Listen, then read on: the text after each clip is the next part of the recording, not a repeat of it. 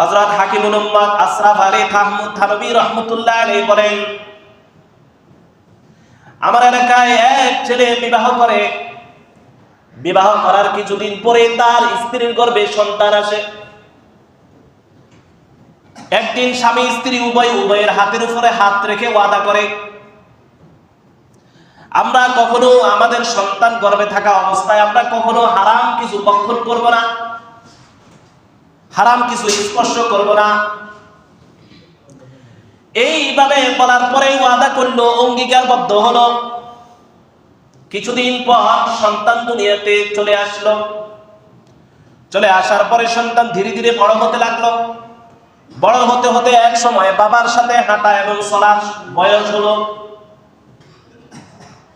একদিন সন্তানকে নিয়ে বাজারে গেল। বাজারে যাওয়ার পরে এক ব্যক্তি ঝুড়িতে করে বসে বসে বড়ই বিক্রি করতেছে। সন্তান বাবার হাত থেকে ছুঁড়ে ওই ঝুড়ি থেকে একটা বড়ি খেয়ে ফেলল। সন্তানের এই কর্মকাণ্ড দেখে বাবা হতবাক। সন্তানকে নিয়ে বাড়িতে ফিরে আসলো। ধারালো একটা ছুরি ওই স্ত্রীর গলার মধ্যে ধরে বলে, তুমি সত্য কথা বলো, আজকে আমার সন্তান বাজারে এই কাণ্ড করলো কেন? নিশ্চয় তুমি সন্তান গর্ভে থাকা অবস্থায় কোনো হারাম কাজ করেছ। স্ত্রীর মনে পড়ে গেছে, বলতেছে, ওগো স্বামী, আমি বুঝতে পারিনি, এই সন্তান গর্ভে থাকা অবস্থায় আমি আমার ঘরের আঙ্গিনায় হাঁটাহাঁটি করছিলাম। হঠাৎ করে দেখি যে আমার ঘরের ছালের উপরে প্রতিবেশীর একটি বড়ির গাছের ঢাল আসি আমার ঘরের ছালের উপরে পড়ে আছে।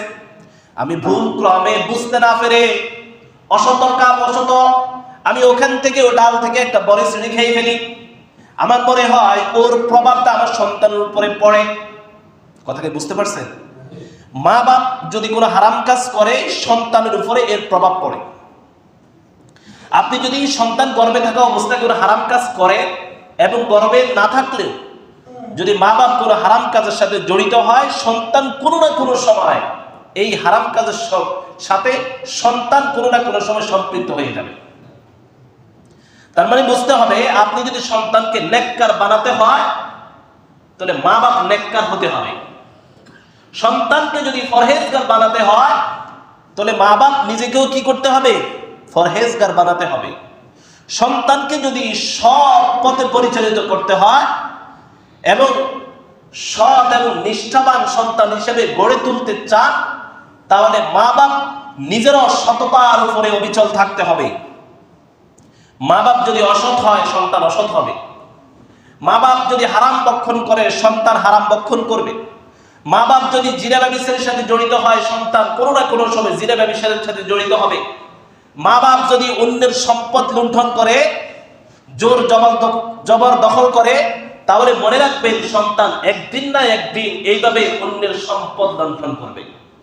এজন্য সন্তানকে যদি আপনাকে সৎ পথে পরিচালিত করতে হয়, মা বাপকে আগে সৎ হতে হবে, আর নচেত বিকল্প কোনো ব্যবস্থা নাই।